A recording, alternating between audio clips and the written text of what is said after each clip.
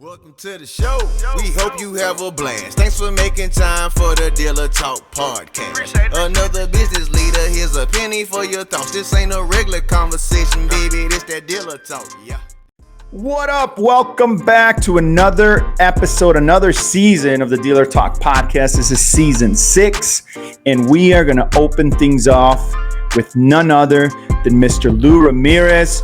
It's hot in here, so you got to listen to this whole deal. So we closed season 5 with Fred Lenart's a subprime hero, and now we got Lou to kick things off on this season. Obviously, these guys have their own show with the Car Guy Coffee podcast. And if you're not tuning into that deal, you need to do that right now. Stop whatever you're doing, go to your app on your phone, and subscribe right now to that show. Anyway, without further ado, let's kick things off. Lou, what's up, my man?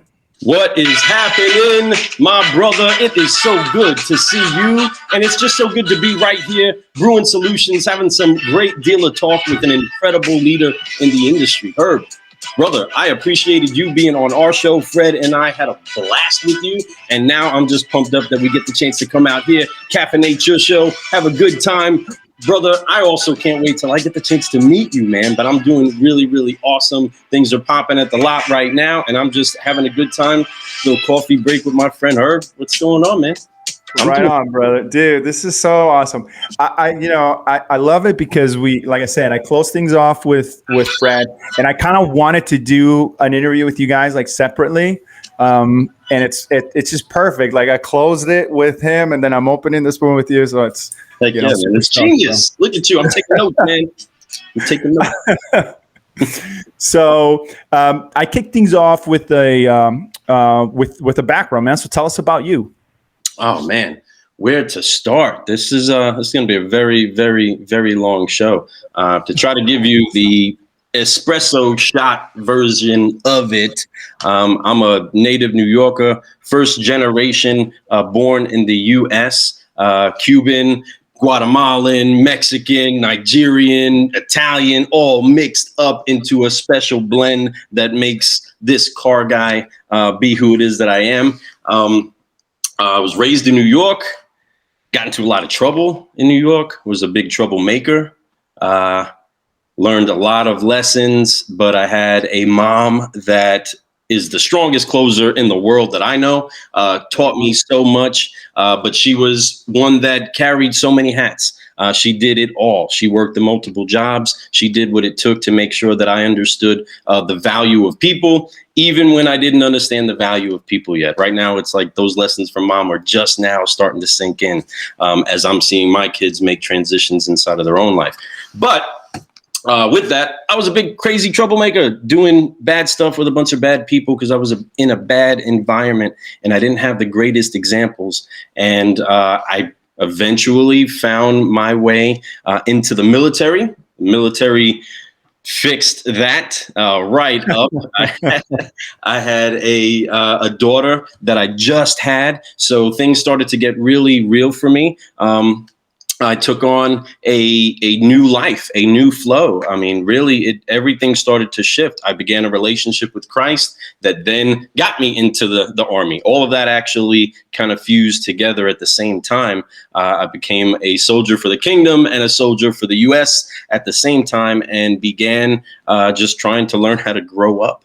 And I did that. The military did a great job with me because really it was this is your last shot at really trying to find success or to get that order in your life, to get that leadership in your life. And I took that. I took as much as I could take the experience and try to do my best with it. And it got me to where I am on the side of in the auto industry because the person who was my commandant or the president of the Soldier of the Year board ran into me as I was transitioning out. I was actually waiting to go into the post office and he ran into me and he said, "Ramirez, what are you doing?" And he was from Brooklyn. He reminded me of my stepfather a lot. And he was like, "What are you doing with your life?" And I said, "Oh, I'm waiting for the post office." He said, "Why?" And I told him about the ministry work that I was doing locally. which is a big core reason of why I stayed where I am as well. Just because I was already fixed into the lives of young people and into a moving ministry locally, and just started to build a brotherhood with that. And I didn't want to keep jumping the family around. And my wife has family locally where we are. So we wanted to set our roots here. So I said, well, I'm government. I was pretty proud of that government pass, right? Everybody says, a veteran should be hired a little bit easier. It's not as easy as it should be. But I was like, okay, well, let me use this status. I'll go deliver mail. I love to be the guy that's handing them a thing, giving them a little smile. Hey, hi, and wave and keep on moving down the block, right? I walk up. I grew up walking to school. So I could see myself with the bag and just bringing happiness to everybody. Right. And but when I was waiting for the call back from the post office, I answered an ad after I had that seed. It was just a little seed plugged in there. He had a daughter that was working at a dealership. I said, okay, Sergeant Major, I'll check that out. Sergeant Major, moved on. Good seeing you. I'm out of the Army. Right. I was so ready to be out of the Army just at that moment. And when I saw this ad, it was like, boom, whoa, maybe I need to take a look at this. And it's the same ad that Fred looked at, right? It's the same dealership that Fred was working at the time. And it said, go see Matt Damos and Chris Craddock, and you'll make $80,000 plus a year. You'll have benefits and all these other things. And you're going to go sell cars. Well, I'm over here trying to brew solutions for the family at the time. And I was like, well, if I can't sell cars, well, what I do in the Army is similar to what the parts guys do, right? They order the parts. They make sure that the mechanics have what they need. Cool. I can make the transition to there. Baby, it's going to be good. We'll figure this out. And then I had a couple of weeks in the business and never had that talk again. Forgot about the phone call, ignored the phone call, right? That the post office was consistently bringing out for that first month. And I said, no, I saw this check and I was like, what? Baby, this is really, I did this. Look at what happened. And I was hooked, got me right there. And then I got into the car business, did this for years, done everything from being a general manager to sales, to marketing, to production, to producing commercials, so much that I've had the fun opportunity to sink my hands into in the industry. And of course, developing incredible car guys into guys that are having incredible experiences inside of their life right now. And I'm just honored to do that. And now we have a podcast, and my brother and I are just trying to do what we can to make sure that people are smiling, people are having a good time, and people are taking a real honest look at how to make the world around them better on many different levels, more than just business, if that makes sense. But that's no, it does, man. We're definitely gonna talk more about the podcast for sure, because I love what you guys are doing. But you forgot dancer in there, man, dude, in your background. I saw them dance move, bro. Okay, so before adulthood, right? Outside of being a little bad kid, right? I was just a street dancer, b-boy. I love dancing. I love Michael Jackson. Love all the old school hip hop. Love classic hip hop. And yeah, we get a floor open, we get that beat going, and I'm gonna keep moving. But as long as music is playing, I'm going to be dancing. My mother is an incredible dancer. She still has videos out right now. She does a whole bunch of salsa, bachata, merengue with all of her crews, right? That's her little social stuff. And my mom's out there killing it, and I'm wanting to be out there like, and but that's ultimately where I get it from, is a family that's always dancing, a family that's always playing karaoke, having fun with that. My sister runs a karaoke business down in Florida. And I've just always loved the movement, the go. And I always was a little different with the B-boys, because I wasn't so much like in the B-boys, they always have that little bit of grime to them, right? And when I'm dancing, I'm just pumped up. I'm happy. I'm just trying to have a good time. So it's like, what's up? But so my battle was always way different than like, yo, I'm trying to put you down. It was more like, yo, we're dancing. Isn't this fun? You know what I mean? It doesn't matter. Let's have a good time. Let's dance. And but now I get the chance to teach dance inside of schools locally. And they bring me in there. I hype up the kids, get them just having a good time, get them all wiggling, all moving. And the thing that I've learned is that every one of them want to dance, whether they're in dance inclined or not. And we all know those that are and are not. But everybody wants to dance. It's so much fun, and keeping that flow going. That's just our culture. It's the culture at our store. It's the culture at Fred's store. That's why music is always booming. It's always blasting. It's always shaking things up. And that's what you see Fred doing in his videos, right? I know, yeah. Flowing inside, and so he hears that before he gets that groove on. And I mean, that's exactly how we are. We're just feeling the vibe. We're just feeling the flow, and it's boring without a little bit of dance. It's you got to keep a move going. But yeah, right on. I definitely love to dance. That's definitely one of my faves. Yeah, man. Like I said, I saw the moves, man. They're pretty good. I was pretty impressed. That 90s stuff. There's some young bucks that are in the car business right now. My man Nathaniel that's out there b-boying at conferences over at Napa Valley. Man, there's going to be a rising. I'm telling you, the goal for one of the next digital dealers, and I'm going to spill the beans a little bit, is for a flash mob to happen. So just get your cameras ready, folks. When you see multiple people doing the same moves, yep, it's happening. That's what's going on. Very cool. When is that going down, by the way? That is in October, like second or third week in October. Right, just a couple of months, man. Right on. Right down the road, and the train is going now. People have already gone out. The first conferences have started to happen, right? So now it's moving, it's grooving. The pictures are coming out. Everybody's with people, and I love it. It's definitely made us value it more. We were talking right before we got on here, the value of what happened with COVID. There's so much to pull out of it that is strengthening to our culture, and most of it is that we've started to value more people. Nothing about them, just them. They are them. They are there. We are here, and enjoying those moments has really taken it to the next level. Yeah, no, I agree with that for sure. There's definitely been a lot of pluses, and it's weird, like you said, like we were talking about before we jumped on it. Just not expected, man. Like I wasn't expecting things to take the turn that they did, but man, has been good for the industry on so many different levels, not just on the profit side and all that stuff. I mean, that's great, but growth wise, it's been awesome.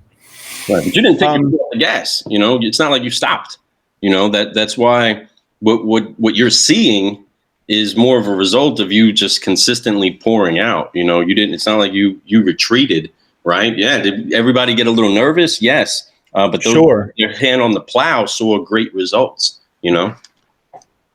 Right on. So let's talk about that.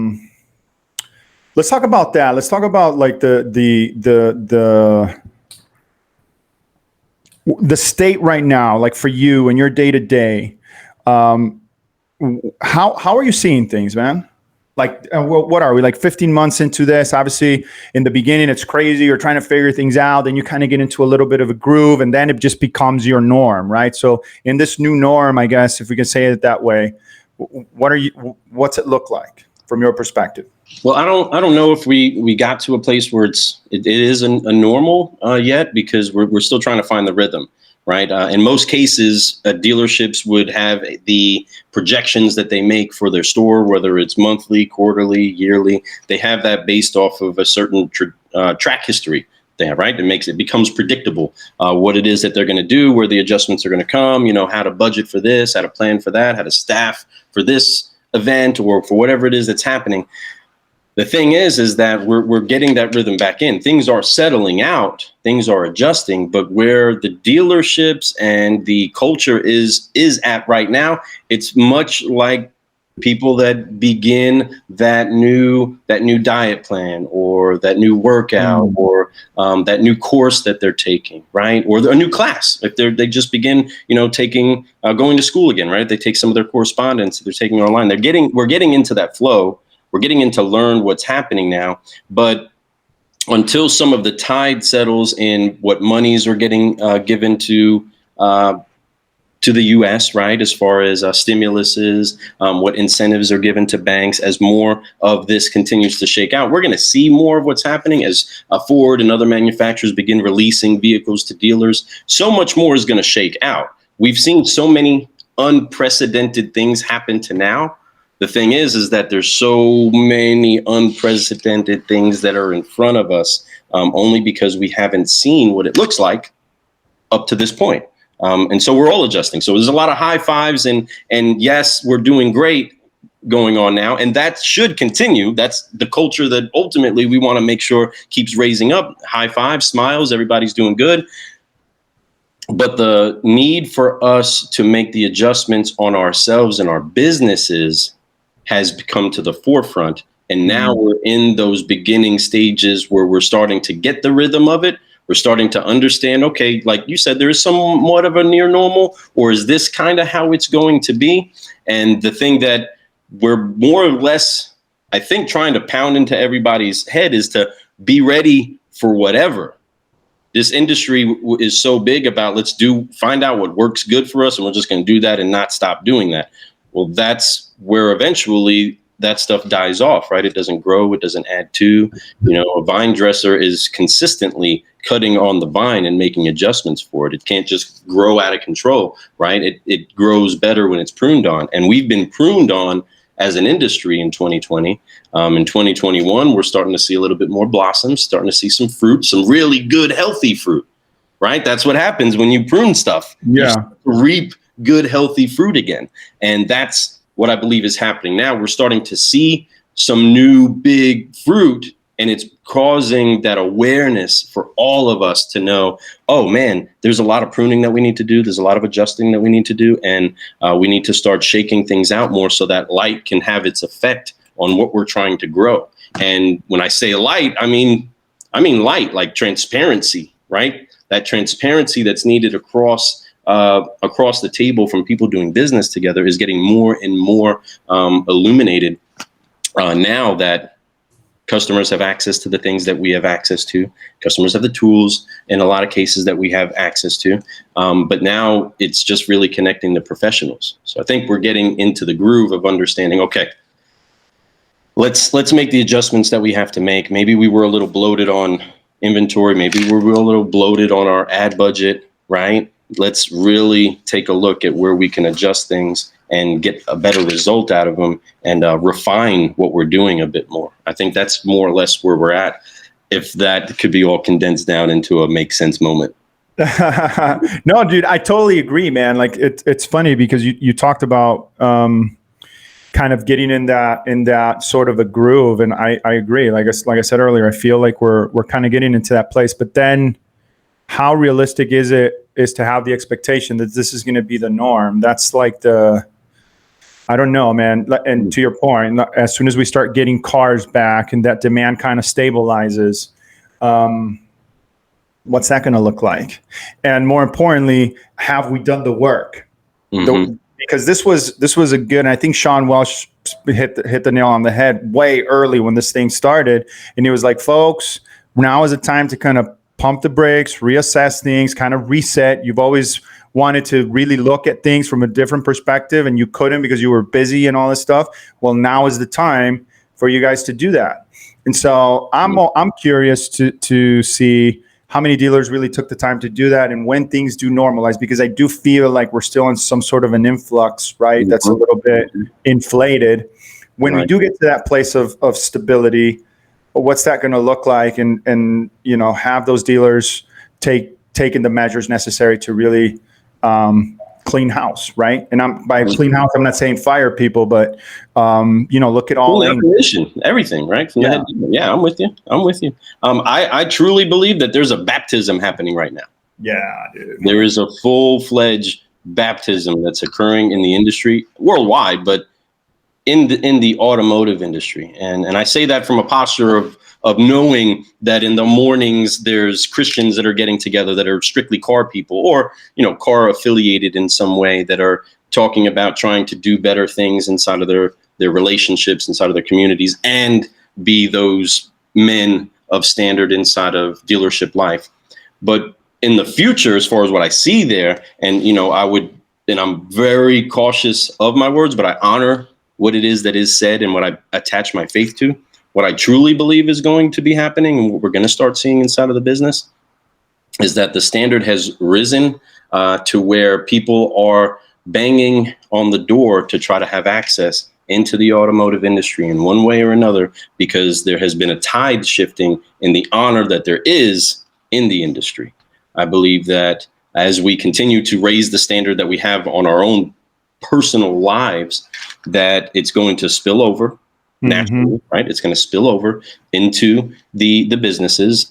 Dealers are going to be more concerned about their people than their profits, more concerned about relationships over their revenue, and start to find out that that's actually what's going to really build them up as they dig deep roots, taking care of people. As we build people up, they're going to build up the business. And so what I see happening is that more people are going to begin taking ownership of the business, and that's going to just create more equity in it. So as whether it's a salesperson and or a whole crew of salespeople that all feel the importance of building their business within the business, that's only going to raise up the value of the business, right? Just like a mall, right? As more valuable stores make their way into the larger building, that increases the value of showing up to that mall. Same thing inside of the dealership. It's going to be a whole bunch of people that recognize that for them to be successful, all the tools are available. Now they just have to use them. Yeah. And as dealers empower people to do so and put some of those tools in their hand, but also let people know, hey, if there's a tool that you need in your toolbox, it's available. Go get it if you really want to come there, right? But just like any great mechanic, that's the thing that I feel like salespeople need to figure out and need to go hang out a little bit more with people in the backside of the dealership or in the bays and look at those mechanics that are elite level mechanics, those boys that can just hear it from a mile away and tell you what's going on with the car, right? Go spend some time with them. Find out how much they've invested inside of their toolbox. Find out how much they put inside of making sure that they have the elements that it takes to make their job easier. As much as they're great masters, they know how to master their tools. I feel like salespeople need to go see how much people invest inside of tools that can only operate when somebody uses them. Right. And so, and that's a good point of interjection, because one of the perspectives that I wanted to get from you, just because of your current role, is the front lines. You know what I mean? Mm-hmm. Like, we've talked a lot about the dealership as a whole, I think, in the last year and a half, but not a whole lot about the salesperson, right? What do you think the shift has been for them? Because when you think about it, like, I mean, let's just be honest, man. The majority of the salespeople have had incredible years. Mm-hmm. Right? Because as the dealers have profited, so have they. You know what I mean? Mm-hmm. And so, how do you think this current situation has impacted them? And do you think that it's for the better or for the detriment of the dealership? I believe that's almost an individual, personal mentality question for most people. It's always going to depend on where that salesperson is. If the salesperson gets pumped up and motivated to try to do more when they see bigger checks coming, then they're going to see new ways to keep that going and keep it moving when it's not quite as easy. They're going to consistently find a way to grow, build, compound, invest, move, do what they have to do, make hay while the sun is shining, per se, right? On the other side, people that found out, oh my goodness, I'm producing double the income on similar work, actually maybe even a little bit less work, just because the market has the demand. Man, I can create a bad habit. I can get a little bit lazy. And so it's going to depend on the person that does it. And that goes across the person's personal disciplines across the board. But what I believe we're going to start seeing is those that are, keeping our hand on the pulse or our finger on the pulse of what's happening in the industry, social media wise, we're going to start seeing salespeople continue to grab a hold of the tools that they have, market themselves, and learn marketing. They're going to learn how to be car guys and marketers, which sometimes takes so long. I believe that these steps are going to be advanced. It's very easy for a salesperson now to get the tools inside of their hand to be able to make themselves have marketing tools backing them up, whereas before they were so reliant on the dealership's marketing to get them out there, that now that power is being put inside of their hands. And I think we're going to see a lot of people raise up. And yes, I'm speaking that, I'm decreeing that, especially because that's a program that we're bringing to the forefront also, to help salespeople have the tools, to have people setting appointments for them, building up their pipeline so that they can do what it is that they're great at, enjoy, and perfect that part of their craft. Now more than ever, businesses need more efficient sales. That's why thousands of dealerships trust 4Eyes to help with things like automated inventory email updates and ensuring all of your leads get into the CRM. To try 4Eyes for free, visit 4eyes.io/dealertalk. That's 4eyes.io/dealertalk. Right on, man. No, I like that a lot. And I want to add a little bit to it because I feel that, I agree. It's not that I disagree. I totally agree. I think for the majority, I think with the increase in monies, just to be direct, there's been kind of an extra incentive. But I am a little cautious, or I want to bring some caution because I've noticed that as sales have increased, so have negative reviews. And so I guess my warning is, let's not forget about the processes and the things that we do internally and the experience and all that stuff, just to circumvent a deal, right? Or just to get a deal made, because customers are not going to forget about that, man. Like they might feel obligated or not even obligated, and that's not even the right word, but forced to do the deal because you have the car that they want and they may be in a need at that particular moment in time. But they won't forget, man, if you're absolutely. You know what I mean? So you got to be really, really careful with that. Yes, make the money. Yes, obviously supply and demand, that's economics 101. But think about the future, right? Think about the future deal. Think about 3 years down the line. And when that customer comes back and, the last thing you want to do is be like, yeah, because these are the types of reviews that I'm seeing right now is, yeah, I bought this car here, but they charged me way over what the car is worth. But I was in a situation where I had to do it. Mm-hmm. You know what I mean? Oh, yeah. So, but, and again, I'm not saying that that's everybody. And I think the majority are doing a fantastic job. And like you said, honestly, brother, I think that is even a little bit of a stretch to say that the majority at the moment is doing the most, because we know how much room there is for improvement in the industry, right? Sure. We understood how many people had a culture that we were already shifting, right? You were using your show, you're using your influence to try to bring higher standard to the market.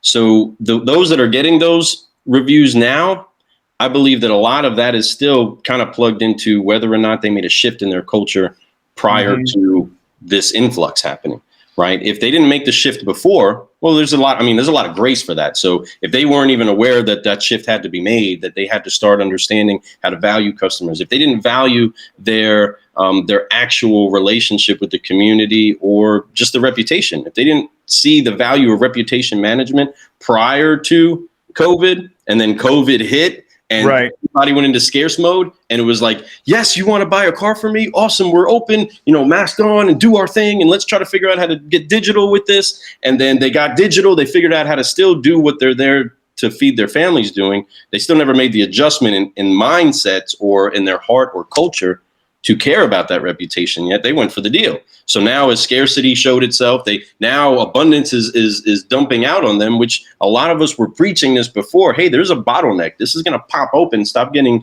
so scared, everybody. The market still is going to keep moving. Right. But if they weren't aware of the adjustment that had to be made prior to it happening, they're probably at about the same or probably a little bit less rating, as far as, whether it's 5 stars, whatever platform it is. They're still not aware that they need to make that adjustment now. And you're 100% right. Now people are walking on very good, profitable deals. They're letting those people walk away, just knowing that at the moment we have the control, right? We have the car, we can sell it, we can make what we want to make on it, and you're going to pay it because you got to have it. So them still not being that person of empathy, it really didn't matter whether COVID happened or big profits are happening. True. They never made that shift yet. So I believe there's still so much room for improvement there. I'm still convinced that we're going to shift that culture, that we're going to be more concerned about the person in front of us and what they actually need rather than our own needs. And we're going to see a shift inside of that. But I strongly believe that people that weren't aware of it before are only becoming aware of it now because they're starting to have an ear a little bit more open to some of the things that you're saying and others are saying out there of change your standards, grow up, take care of the people. Don't look at that bottom line more than you look at that person's eyes, right? The key that I think is shifting is that awareness is coming. But I do agree with you. Yes, 100%. There is a big caution out there. You're going to reap what you sow, whether or not you're aware of it, right? The seed you produce. You said something right now that caught my ear, brought me back to my early days. So I used to work for this independent chain of tire shops and service centers and stuff in Michigan called Bell Tire, and they're huge, man. Like they have like 70% market penetration. Like they have 300 plus stores in one area, I think. Mm-hmm. I don't know. Maybe I don't remember. It's been years, but they're pretty much like everybody uses them in Michigan. Like they're that's the place to go. And their slogan or their tag was customer service is the bottom line. You know what I mean? And that's always stuck with me, because when you think about it, it's not just that it's the bottom line in the sense of what that word means. It's the bottom line, dude. It's the profitability. That's customer service is how you make the money, long term. That's a long-term success strategy. And so my question, if we could leave something behind for the people that are listening to this, people like yourself in your role that have, these people on the front line that are, everything's great right now and they're making a bunch of money and it's awesome. And, you can pretty much skip customers and you're going to get it. If you get that car is going to sell. What would you say to what would be your advice to, for that customer 3 years down the road? Like, how should a salesperson be thinking about that customer in the future and not so much looking at, like you said right now, at that profit, at that bottom line? I believe that it's have that conversation, really inject into the conversation with the customer about what they're doing right now, and building that relationship that even has you in the conversation with them in the next 3 years. Letting people understand, hey, the market is a little bit crazy, empathize with them, let them know. The good thing is that we have what it is that you're looking for. We have a way to make it affordable for you. And we're going to do all that we can to make sure that this vehicle services you the best way that you expect it to in the time between now and the next time that you upgrade. But I would always encourage them that, hey, I'm going to be calling you to let you know when that better upgrade is available, or for you to find out whether or not you're in a better spot to achieve better financing. If a salesperson sets themselves up to make a relationship with the customer, then you're always in that conversation. So whether that customer is coming back in 2 years, 4 years, or taking a vehicle to term, if you're not having that conversation with them, then they're starting another one with someone else the moment they no longer love the one they're with. And your job as a salesperson is to keep them knowing that you love them. And as long as that's happening, then you're going to keep a conversation moving. But as soon as they realize you don't want them anymore, as soon as they realize you made so much compared to, because remember, every conversation they have, it's, even if you made just a little, it's super inflated. Right. Yeah, sure. There's no winning that, man. Yeah, you always made too much. It doesn't matter how much you made too much. But building that relationship where the customer is okay for you to make and does want you to make money on that. I want my waiters to make money. I mean, I want people that sell me stuff to make money, because I know if they're happy with what they're producing, they provide me at least the experience I'm hoping for, right? I want them to be happy, but I also want my service. So if that relationship is happening, well, now it's more me and you, and I'll listen to what you're saying if I know you have my best interest at heart. So sure. I really encourage, and we're trying to make sure that salespeople out there, managers, so on and so forth, the entire culture is centered on making that relationship be the valuable one, because it's those relationships that it's not necessarily the market that kept you, staying afloat. Those dealerships that stayed alive during COVID when nobody knew this big influx was coming, those were ones that had rooted relationships in the community. Those that fell off weren't as rooted in the community with people wanting to take care of them. It's the same thing on any industry, right? If it was a restaurant, it was your favorite burger stand. If you didn't show up to get the burgers, well, that burger stand ain't there no more, right? It's not. You had to go, jump into a factory or go do something else. But when people value it, value that business and they have that relationship with them, you have that talk. You might show up to that burger stand, just to buy a few bags of burgers, just to keep your buddy in business. Well, that person will keep that conversation going with you, even if you tell them, hey, business has been hard. Do you have anybody that actually is looking for a nicer, newer vehicle? Anybody that is looking to upgrade? Help me out, because things are a little bit scarce, but we do have inventory. Inventory just showed up, and I want to show them some of that, but help me out. Those people will care for you if you care for them. But, John Maxwell said it. We said it on the show the other day. The people don't care how much you know until they know how much you care. And the industry is shifting to where, oh my goodness, we have to care for these people in front of us. Yes, we do, and we should have always. But the old regime is kind of softening up or dying off. Whereas a new, fresh, hey, we should be loving everybody. The person in front of us and the person right next to me. Sitting right here next to me. I should be loving them, and that lens is what's making those businesses shoot up. You can tell the big businesses that are growing right now, I believe they're growing by way of love, honor, and some key core values that does take the focus off of just making money. But what I like that. I like that a lot. And obviously everybody, like you said, that's going to be respected to each store. Everybody's going to have a different way of looking at it. Mm-hmm. I certainly think that that's the better strategy, right? And I talked with this, we kind of mentioned in different words, but same, philosophy with Fred. It was like, so you do good things and you treat people right, and then good things are going to happen to you. Of course. I mean, that's a winning business strategy. But in this particular situation, the dealer's not wrong for overcharging, right? Because the demand is there.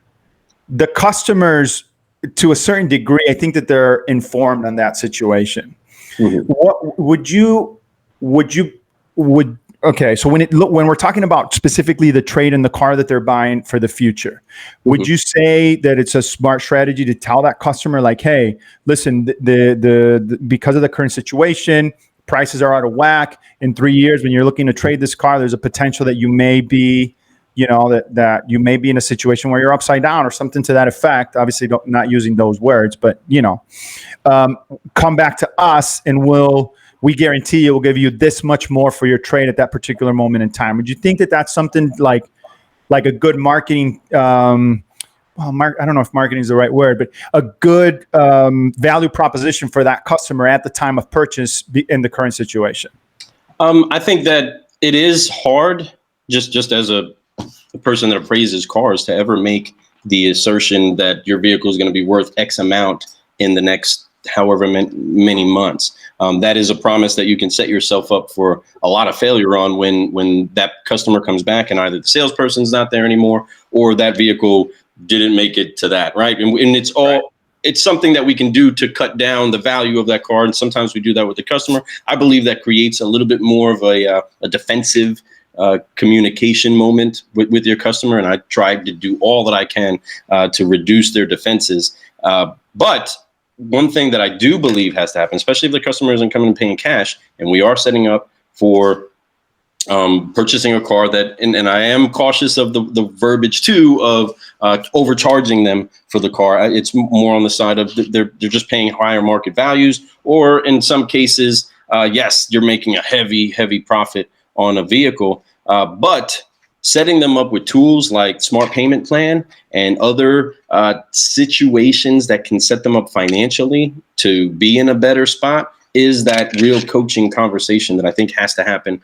with the salesperson, with finance, with whoever's wrapping that up and giving any advice financially to the customer, is letting them know, hey, look, this is how you set yourself up to be in a better equity position based off of how you make money now. If you can adjust your payments to be a bit ahead of the game, if you can throw a little bit money down when the stimulus comes in, throw a little bit more money towards your principal. Having some of those coaching conversations on the financial side of it usually reap benefits to the customer in things that aren't just the car. They start to see themselves grow in other areas financially and make decisions accordingly. And they can still attribute that back to you, telling them, hey, just grab this plan and do this. And again, just to plug Smart Payment Plan, and just say they're incredible. They're an incredible company, and they don't just help you with your cars. They'll help you with your mortgages, but they just help you to set it up to where it is more affordable for you, and you're paying down that interest a bit. Remember, the banks help them get the cars, but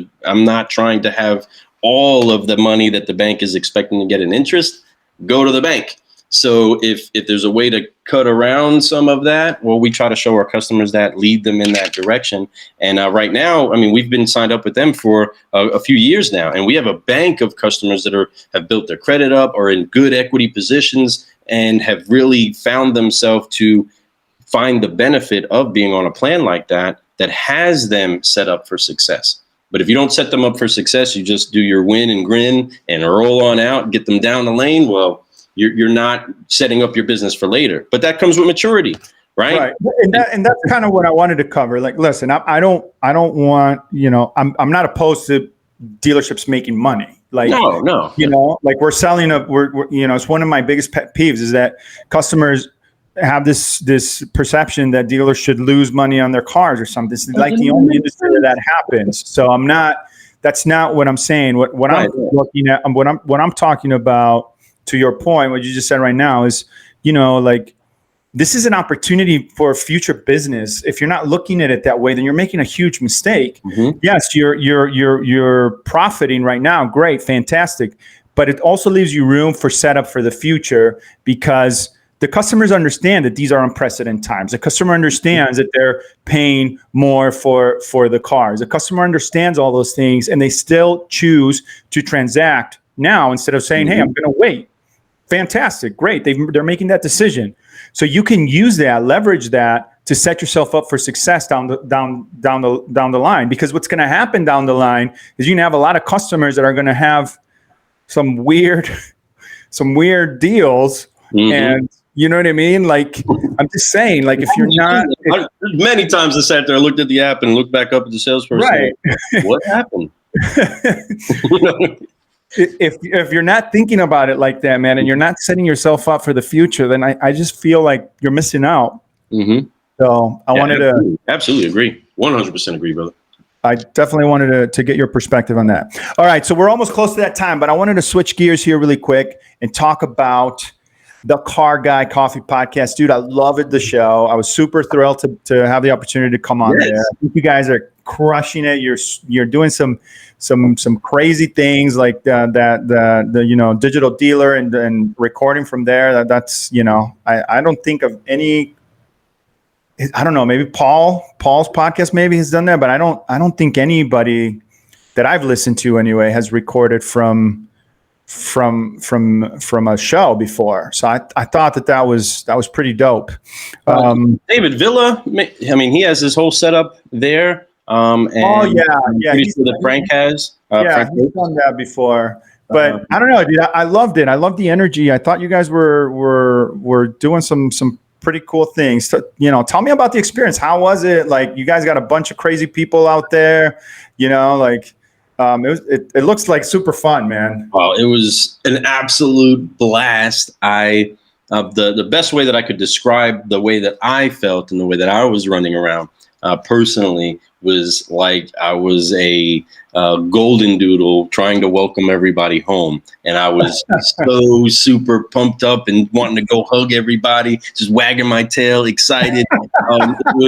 It was such a joy to you just built up in anticipation to see people you've talked with, people that you've had real deep conversations with, right? You became friends, brothers, sisters.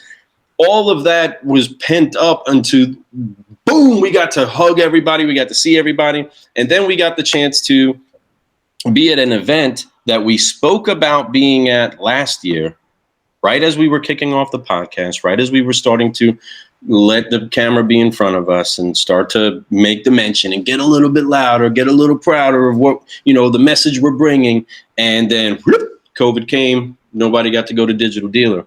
This time we come back around with a sponsor that is saying, listen, we want to connect with you. We have some great products and we love you guys. And we want to go to this event and we want to do it this way. And we were completely down for that, to show up the way that we did, to be able to complement what they were doing on they're getting their message to dealers, and then to be there with the industry to pump it up brother, it was incredible. But the biggest thing was really just seeing how much we were received and loved for coming and loving on people, right? It was our first time really out and about amongst giants of industry that we honor, we respect, and we look up to. And we all of a sudden were there with the mic in front of them, right? Glenn Lundy comes running up inside of our hello, our good morning. Alex Flores jumps up inside of there. El Patron, Rudy's right there rocking one of our swag shirts, right? Having all of that support was so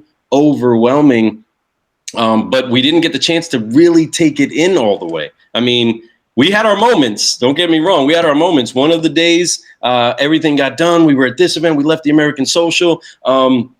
Paul Daly had an incredible event. We got Brian Benstock playing This Is How We Do It, standing on top of a chair. It was crazy. And we were like so happy. We were so happy. And we went and said, what's the best thing that we can eat right now? We need to eat something. It's late. Bro, I feel like a little kid. I want a Happy Meal. And we went and got some Happy Meals. You know what I mean? We went and got some Happy Meals, had a good time, feeling like little kids, just eating our fries and eating our little burger, and we felt good. We were having a great time, just feeling like kids connecting with other people. I was calling it from the stage, the Pen Pal convention, right? Everybody's just been talking and texting until we came out there and we saw each other. But to be out there with everybody, learn what we've learned, know where it is that we can adjust, but to have people like David, Glenn Lundy, all of the sponsorship crew, all of the incredible people come through and give us that validation of, hey, we appreciate what you're doing here. We love what you're doing here. That sealed it in our hearts to where like, okay, our message is not so much that we question whether it was valid, but our message is being received well, right? Because so many times we can have a great message, you can, and it just doesn't get picked up. It doesn't get received. How sad would you be if you sent incredible gifts to your children and they never actually got them? And you're always like, man, what did you think about that bike? Or what did you think about that dance? Like, I never got it. What are you talking about? I'm like, right on. You know what I mean? But it was received well. And so that is what made us feel like, oh my goodness, it's been worth it all this year, plugging in there and doing what we're doing to encourage the industry. Now, what can we do to go to the next level? What can we do to keep growing? Right? Yeah, man. No, dude, I loved it. It was great. I think I can't wait to see you guys do it again when you're here, man. And it's going to be a blast. Yeah, dude. It looks awesome. All right, man. Listen, dude, thank you so much for doing this. Kicking off season 6 for me. I really appreciate it. It's been a really good conversation.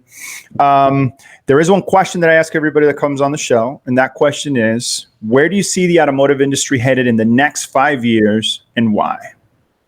In the next 5 years, I see the automotive industry being completely mixed up with more women, more people of color, men and women, more ideas, and more people finding themselves as great people of standard.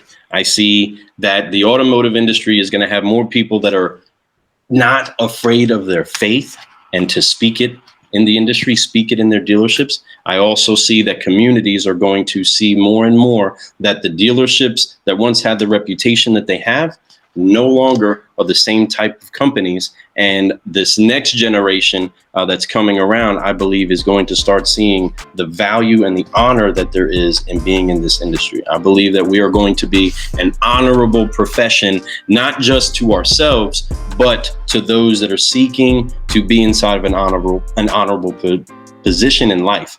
More people are going to come into this business with intention than by accident. I do see that in the next 5 years. And plus, I see all car dealerships drinking Car Guy coffee.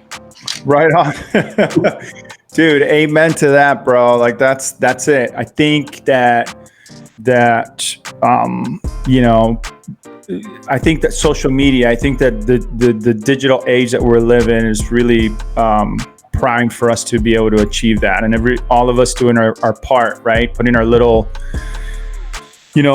our portions in is going to help spread the word and get that information out there, and it's going to really showcase how awesome this industry truly is, man. Because I mean, let's just face it, the stigma is there and it's real, and it's something that's been hurting this industry for a really long time, and enough is enough, man. That needs to stop. So There it is, folks. Lou Ramirez kicking off season 6 for us. This was awesome. Thank you again, sir, for being on. Thank you for tuning in. Again, man, I can't believe that you guys have been with me this long, and I've loved to kind of seeing the trajectory of this has been extremely informational for me, and you know, I really hope that you guys continue to get value from it. So thanks again for all the support. That's all the time that we have for today. And as usual, we'll talk later.